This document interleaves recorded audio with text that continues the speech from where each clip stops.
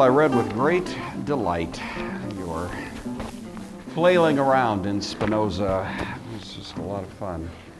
I'm going to, I gave 2 100s and the others were 95s, you know. I'm going to read to you the 2 100s. I thought the best work was done by Sarah. Second best by Haley. So let me read both of them to you. This is Sarah's. Not that Sarah's accurate, you understand, but then nobody was. That's right. But it was one of the best incorrect attempts that I read. So, and actually it was pretty good. Given that you didn't have the opportunity to read all of Spinoza, which would take you 4 or 5 years, but only the first, few paragraphs, this is pretty good. All right, here's Sarah's. Substance is infinite, and there can only be one of its identical kind. For each existent substance, which is a little inconsistent, there is a cause. That's not correct. Substance can also not be divided. That is correct. Besides God, no substance can be granted or conceived. All substance comes from God. That's not quite correct. All substance is God, but that's still good. Okay, an attribute is the perceived essence of a substance. That's right, with qualifications. For each substance, there can only be one attribute, but an infinite being has infinite attributes. Very good. God consists of infinite attributes, correct, and he must exist in essence. Therefore, God must exist. Not bad. Not bad. Well said. Substances, and modes make up the total of existence, and modes can't exist without substance. That's right. A mode exists in God, and it is only through God that we can conceive of a mode, sort of. Modes are modifications of the attributes of God. That is correct. Therefore, everything that is not God is a mode. Actually, technically, even modes are God. Okay, that's good. That's well done. So nicely done, Sarah. All right, here's Haley's, also quite good. Spinoza is one of the Continental Rationalist philosophers. Blah blah blah. We know all that. In his treatise titled Ethics, he deals with 3 different words: substance, attribute, and mode. In using these words, Spinoza attempts to prove the evidence of God. The word substance, according to Spinoza, refers to a being that can be conceived within itself, sort of. The being he calls God. That's right. Because a substance is conceived within itself, it cannot be duplicated. That's correct. There cannot be 2 identical substances. That's correct. Substances are produced in themselves. They are not really produced at all. They're just there. Not anything, I think it says external. They are also infinite. There's not they, there's only it, only one substance.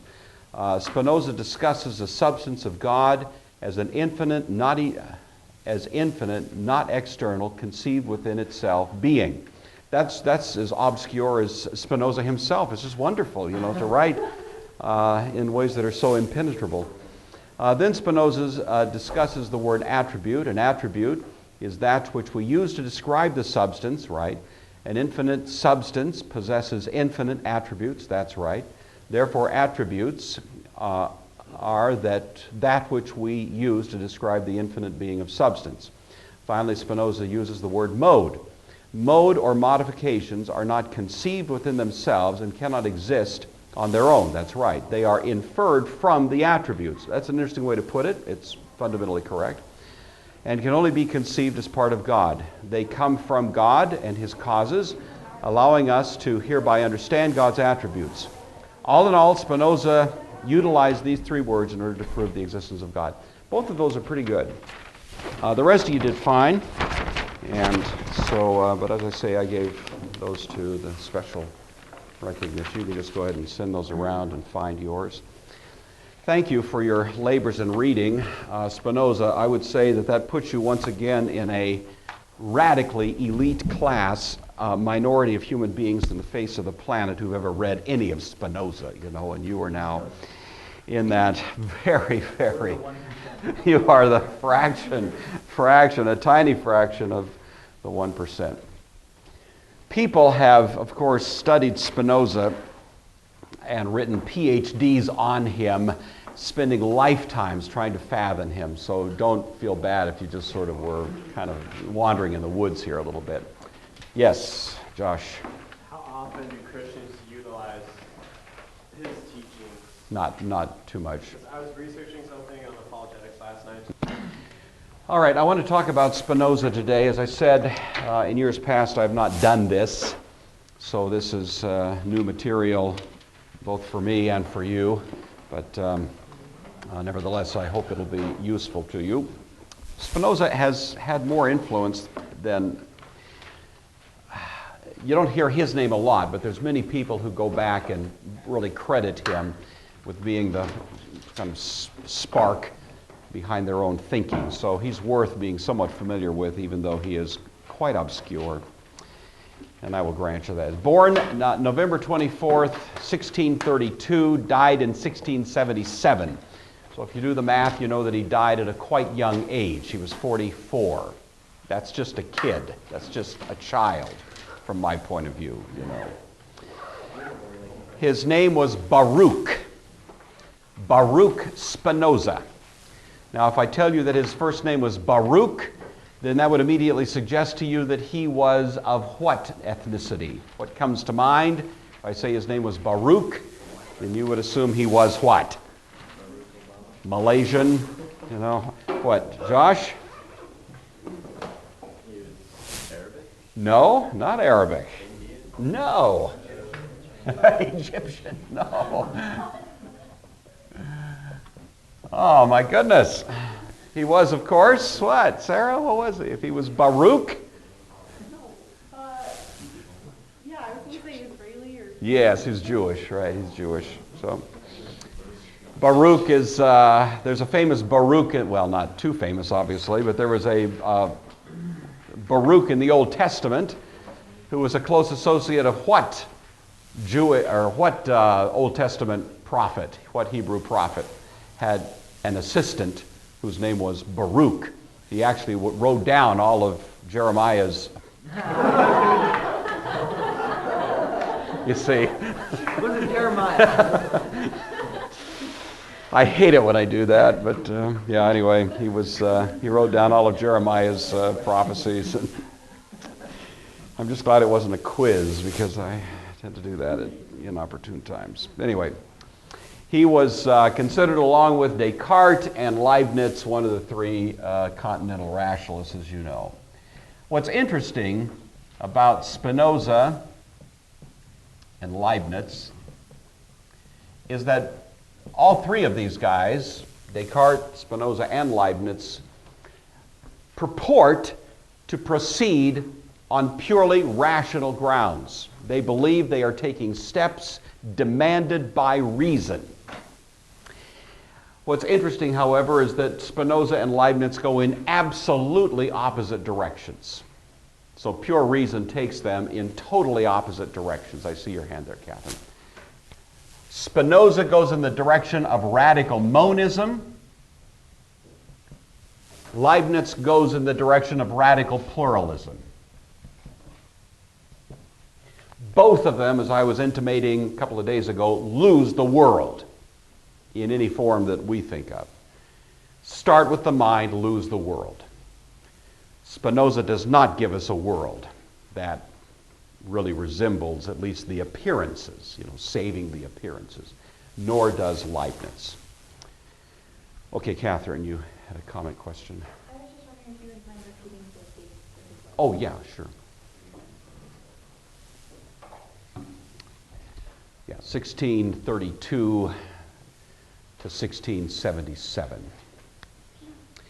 One other interesting little detail, kind of a trivia point about Spinoza. Many people would credit him with being the guy who begins the whole tradition called biblical criticism. Biblical criticism, which really hit its stride in the 19th century with all kinds of attempts to sort of engage in what's called higher criticism, historical criticism, and so on. But in many ways, Spinoza, a Jew, is the guy generally credited with starting that whole movement many years earlier. Criticism meaning an attempt, usually what it means in this sense is an attempt to get behind the Bible and ask what were its sources and what were the historical circumstances that produce this thing that we call the Bible. And usually it's associated with various forms of liberalism. His greatest work was his work that you read part of called The Ethics. It's very, very long, and he died. It was still unfinished. And the whole thing is exactly the kind of thing you read. Can you imagine the amount of mental energy it would take to write hundreds of pages of this kind of tedious, geometric, Euclidean, sort of no fluff. There's not a word of fluff in it. It's just pure, reasoning. He was from a family, they were Portuguese Jews originally, but because of the Inquisition, they fled from Portugal and wound up in Amsterdam. So he actually was born in Amsterdam, in Holland. What was the prevailing religious, by the 1600s, what's the prevailing religious outlook in Holland?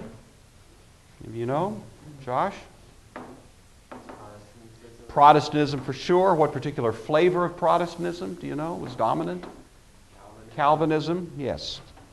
So he was exposed, even though he was brought up in a fairly strict Jewish background, to a much more kind of freewheeling intellectual atmosphere, because by then Calvinism, while it was dominant, was also beginning to entertain some of the broader currents of the day. This was also the time of the rise of Arminianism and various forms of humanism. And Cartesian thought, Rene Descartes himself was quite popular at this time and was widely read. And so Baruch read a lot of this stuff, which was more or less outside the bounds of typical Jewish training.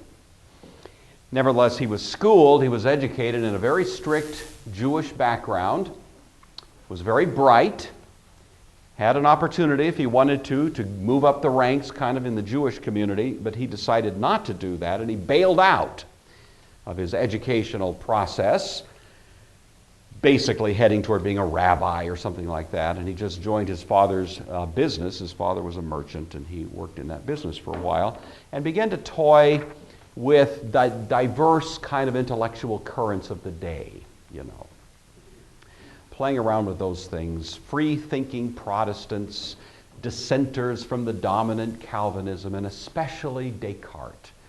Descartes was really the one that sort of captured his imagination, and others. And as he increasingly was kind of carried away by these currents, he increasingly distanced himself from his Jewish background and began embracing more and more radical ideas until at the age of 24 he was excommunicated. He was booted out of his Jewish community. The charges against him were abominable heresies and monstrous deeds. Abominable heresies and monstrous deeds.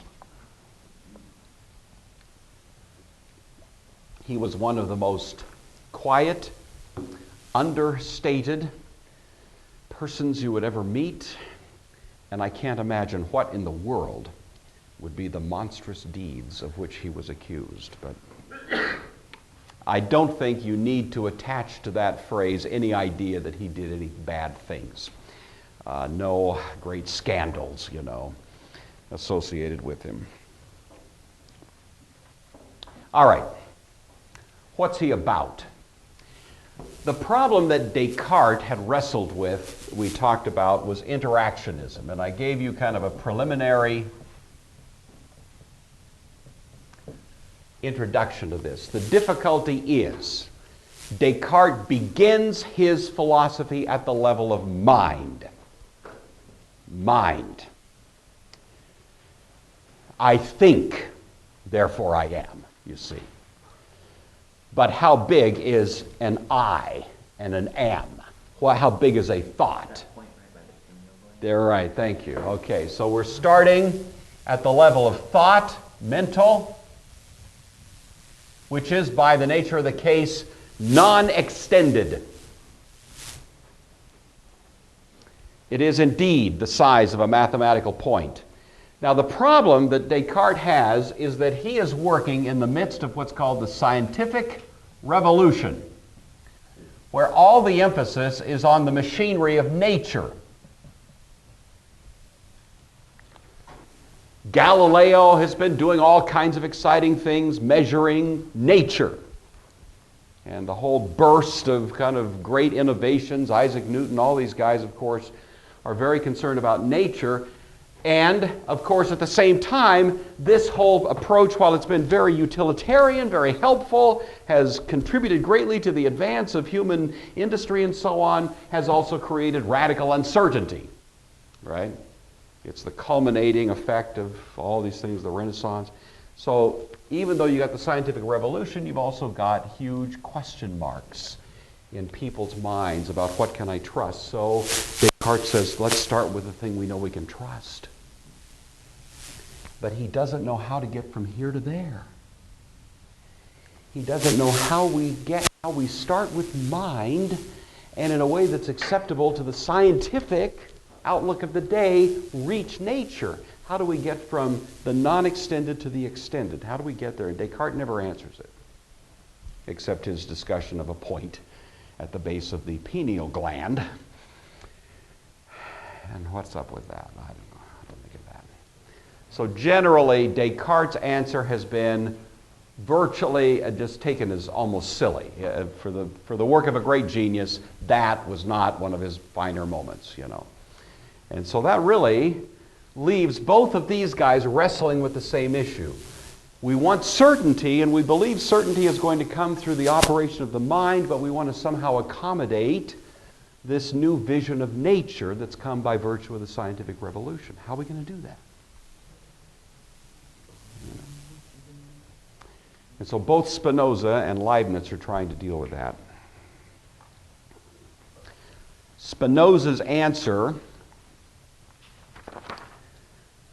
is a kind of what's called substance monism. And you had a little introduction to that. We're going to talk about that. I just want to finish out his life here a little bit. We don't know much about what he did after his excommunication. He kind of goes dark for a few years. He worked at his father's company, and then he starts his own little company. And the way he earns his living for the rest of his life is grinding lenses. Grinding lenses. Taking little pieces of glass and polishing until they become a lens, meeting certain specifications. This would be for, eyeglasses, for telescopes, microscopes, and so on. It is assumed, with pretty good evidence, that the reason that he died at such an early age was because all those years he was grinding lenses, he was breathing the glass. Yes. And so he began to develop respiratory problems in his late 30s, early 40s, and died at 44, and that seems to be the reason why. All during the years, he wrote various literary productions, most of which only served to get him into increasingly greater trouble with the more or less religious currents of the day, all of which were somewhat critical of prevailing religious attitudes and which smacked in many people's minds of atheism. And so he was a lonely guy. He wasn't well respected in his day. He wasn't particularly popular, but he was kind of grinding this stuff out in a sort of isolated way, and everything that he wrote tended to produce this sort of firestorm of criticism. And so, that's his life.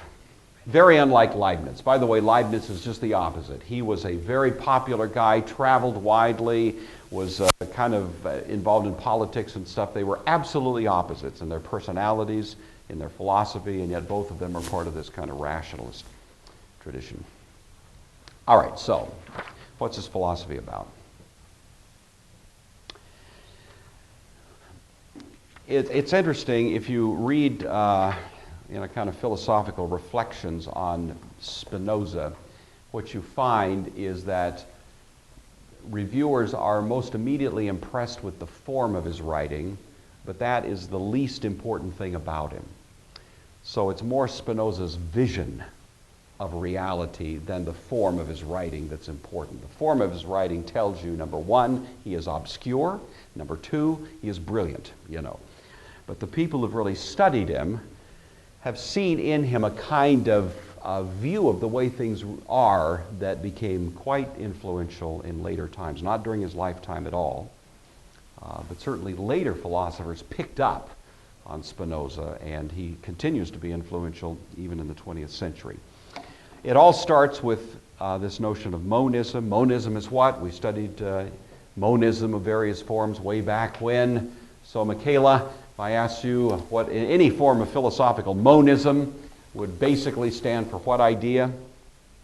It's just that there's one basic substance. One basic, that's right. And that's what he is. He is a monist. He believes that there's only one fundamental substance, not multiple substances, only one. Question? He seemed to say that that substance was not physical. That's right. Yeah. In some sense, it's... I think you would say with Spinoza, he winds up not so sure that there is a physical level, but he does allow for an extended level, as we'll see. So I just don't want you to go too far with that thought too soon. All right, yeah. Has anyone ever come up with a coherent theory that says that we're just a dream that God's having? I wouldn't use the word dream, but probably the closest to that idea would be two guys, Leibniz, for sure, and Berkeley. Okay?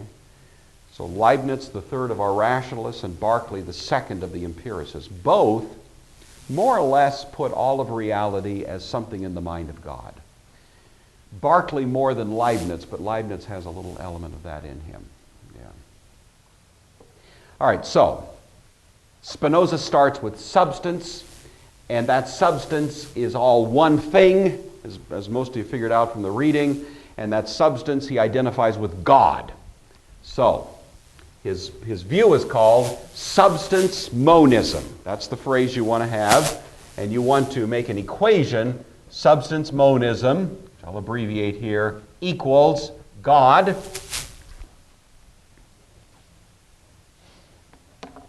and essentially that's all there is. There is no other thing that exists than this substance, which is God.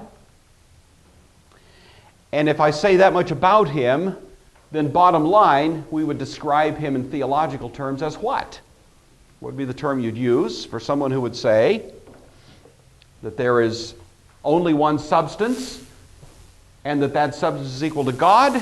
Then the term we'd use for that would be, Evan? Pantheist.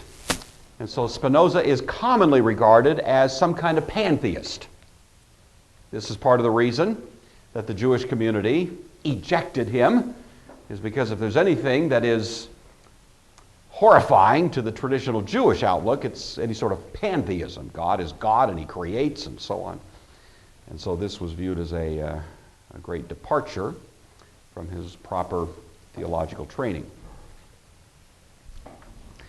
So he says, you all read this, I'll just remind you of it. By substance I understand what is in itself and is conceived through itself, that is, that whose concept does not require the concept of another thing from which it must be formed. It is primary, it is the beginning, it isn't produced by anything, it only conceives of itself in itself, it's not conceived in a sense by anything else.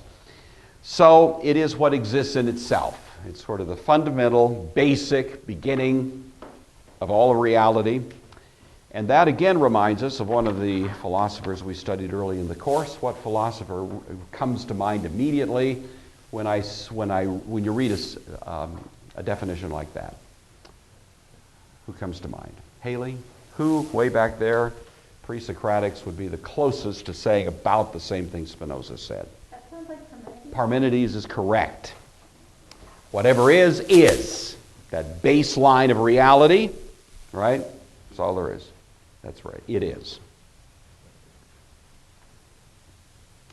Then he said, now, so far so good. We can all sort of follow with him here. We may not agree with him, but we think, okay, I'm with you. You know, whatever is, fundamental being, substance. Now it gets a little murkier when he talks about attribute. By attribute, I understand what the intellect perceives of a substance as constituting its essence. And I go, what? And now I'm going to rely on scholars in Spinoza to help us understand what he means by this. All right. He says, and this is where I was impressed with both Sarah and Haley, and two or three others of you said this as well, that there is in this substance an infinite number of attributes. Okay? An infinite number. So you start with one substance, there's only one, but you have an infinite number of attributes. But Spinoza says of this infinite number of attributes, we can know only two of them. There's only two that we know of. I'm not quite sure, and scholars themselves sort of kick around, how does he therefore know that there's an infinite number? If we can only know two of them, and he presumably is one of us, then how does he know that there's this infinite number out there? And we never quite get a good answer to that anywhere, but anyway, this is just the way the story goes. The infinite number of attributes that are out there are, there's only two that we know, and the two that we know are these two. The level of non-extension, thought, and the level of extension. Okay? Those are the two.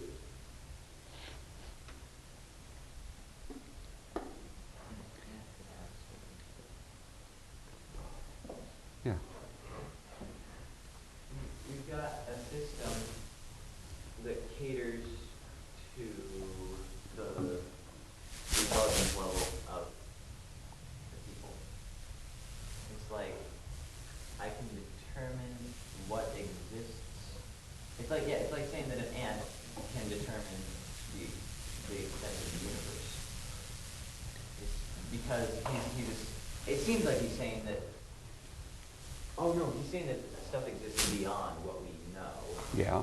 Is he saying that there are like planes of existence that we just can't see? I assume so. He's saying, you think about this. You think there's infinite attributes and we only know two, and the two we know are thought and extension. It's hard to imagine anything else, isn't it?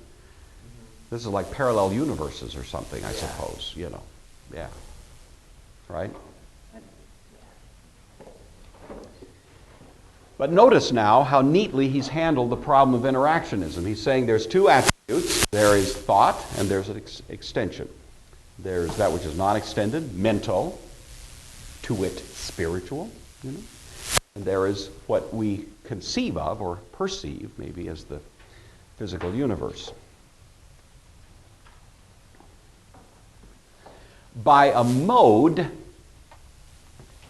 he means, this is his definition, by mode I understand the affections of a substance or that which is in another through which it is also conceived. I don't get that, but I'll tell you what scholars in Spinoza tell me he means by that. Everything you experience, the particular details of your human experience, a table, a notebook with a nice picture on it, which comes from where? Where was that picture from? Athens. We walked right there. All the things that are in that picture. This object, an animated object. The door, all these things. Your teacher, you, all of these things together are modes. Okay. I heard one scholar say they are sort of like wrinkles in substance. And then he said, sort of like waves on the water. That was sort of helpful. So you think of the ocean, you think of the water, and the water is one great substance, isn't it? And then you look at it, and there are these kind of things that are part of the water, and yet you can separate them in a way from the water and say, oh, there's a wave. Well, a wave is a thing, but it's still part of the substance of the water. And he said that's kind of the way that Spinoza conceives of the world. We are all momentary things, waves, modes, modalities, modifications of substance. We're here and we're gone. And these wrinkles, these modes, are the world in which we live, which are here for a moment and will pass, soon enough into something else. So, and now this is what's kind of interesting. Let's say one of these modes is a table. There's a table.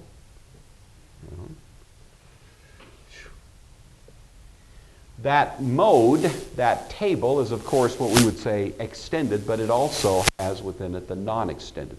In other words, he says every mode has in it both extension and non-extension. There is, in a sense, a spirit of the table as well as the body of the table. There has to be, he said. Now this is proven by him as he methodically works through his. I'm not going to try to give you the proof. I'm certainly not going to try to persuade you of it. I'm just telling it to you. That he says that everything, including us, of course, we are more conscious of it in ourselves, but he says everything, in a sense, has both aspects to it. That's how he solves the problem of interactionism. There is no problem. We don't have to worry about how does the extended or the non-extended reach the extended, because everything has both in it, you see. And so it's simply a question of which direction are you looking at? Are you looking at it from the unextended point of view or from the extended point of view? I can think of a table in my head, in other words. That table in my head is non-extended, right? It's a thought. I can close my eyes and imagine a table, like one of the ones in this room. That thought is nevertheless related to real tables, and in some sense, you could say they are the same thing.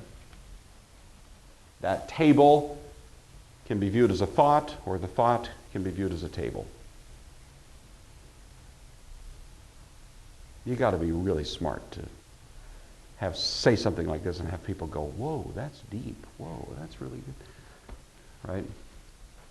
Okay, so anyway, I'm not trying to disparage Spinoza because actually this has been a deeply troubling problem people have, and it's the nature of being itself. What is existence itself? The whole 20th century has been in many ways wrapped up with that, the whole notion of what is existing, what is, existentialism itself is sort of preoccupied with that. One of the most influential Christian philosophers of the 20th century, Paul Tillich, whose name you may or may not know, we'll talk about him briefly later, says he owes most of the inspiration behind his thought to two people in history.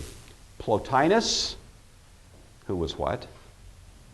Plotinus is a Neoplatonist, and Spinoza. Those are his two great, and he's had a huge impact in 20th century thought.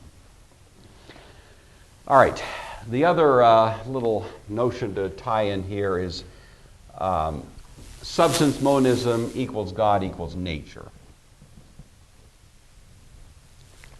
And so he identifies God with nature, and in that sense he's a very religious guy.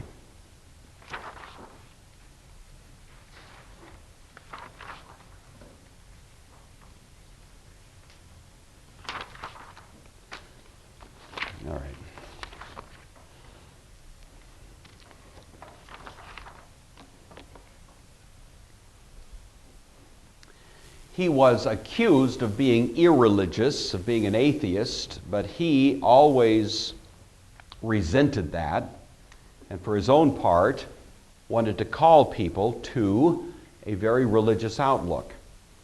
It was a religion in which he called us to love God. See, he wanted us to love God, kind of following the thou shalt love the Lord thy God thing from his Jewish tradition, but he didn't mean God in the sense that we think of God, of course. And the love that he wanted us to have for God would be more, you'd call it a love of admiration.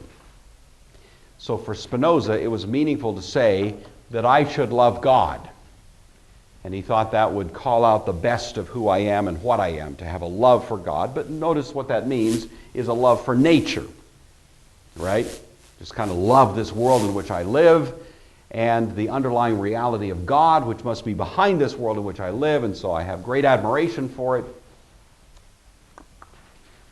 He thought it was meaningless and absurd, however, to say that God should love me. Right?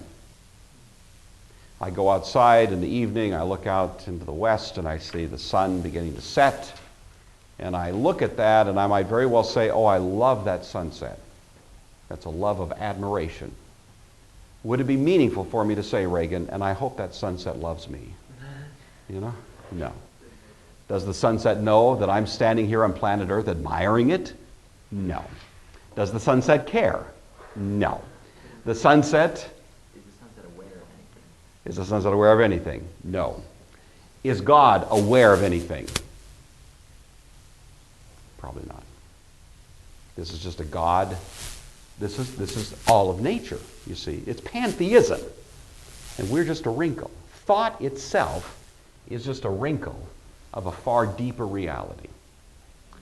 And so as soon as I start talking about God being aware of things, I'm really limiting God too much. It's very much like Aristotle. Remember, Aristotle has to wrestle with what is God thinking about, and what Aristotle gets us to is God is thinking about what? Himself. Well, this is even deeper than that. God is just thinking about nothing, because thought is part of an attribute, and God has infinite attributes. You can't really think about thought with God. Right? Go ahead. So you said he was accused of being a pantheist, but Yeah. he actually a pantheist? Well, in my opinion, he was, yeah. So would you say that he was a pantheist? No, I don't think so, but only because pantheism has such a negative connotation to it. It's like saying, oh, so you believe in child sacrifice. You know, it's like, you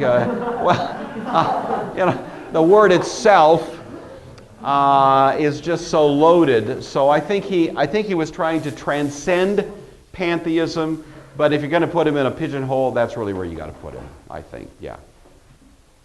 What is his view on creation then? There is no creation.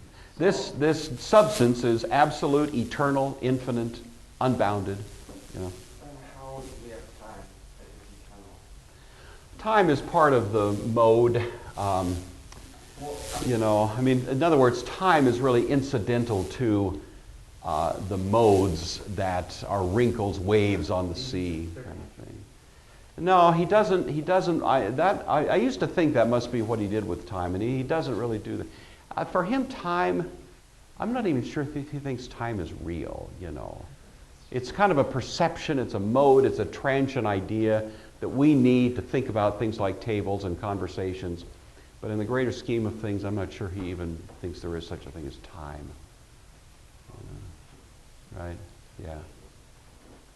Now, I don't mean to be irreverent here, but how often do these philosophers admit to using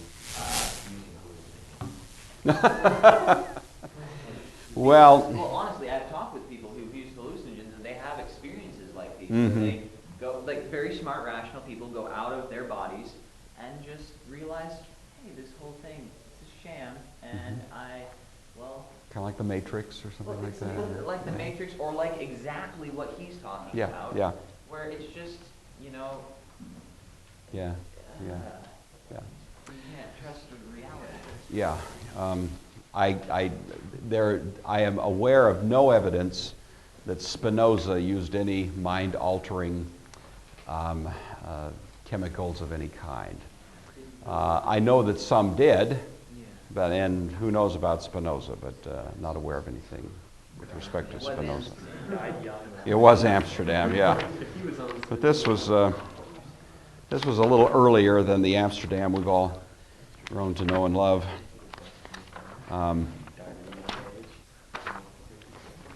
There was one little thought that flashed through my head. It was there and gone. You must have. Okay, it's just this. His whole, I should have said this earlier, so this is kind of out of place here, but he believes that and he would say even, all religious people tend to say God is infinite. And so his belief that God is infinite sort of leads him to this notion that therefore everything must be equal to God. That's a problem you run into. If I say, do you think God is infinite? Oh yeah, I believe God is infinite. Well then, if there's anything that is not God, if I look at anything and say that is not God, then haven't I somehow limited God? Because then God is not infinite, because he's not that. Well, for Spinoza, yes. That's the question Spinoza would put to you as an Orthodox Christian. If you believe that God is infinite, then how can you deny that God is not in some sense reflected by the stuff around you? Doesn't that limit God and make him less than infinite if he's not in some sense or other equal to nature? That's kind of the traditional pantheist argument. An ontological infinitude requires that God actually be everything, otherwise God's not infinite, you see. And so that's kind of the reasoning that gets him there. And you might tuck that into your notes a little earlier. I sort of omitted that, and I should have mentioned it. All right, so that's Spinoza. Tomorrow we're going to jump into the other guy, Leibniz, equally fascinating. And we'll go on from there.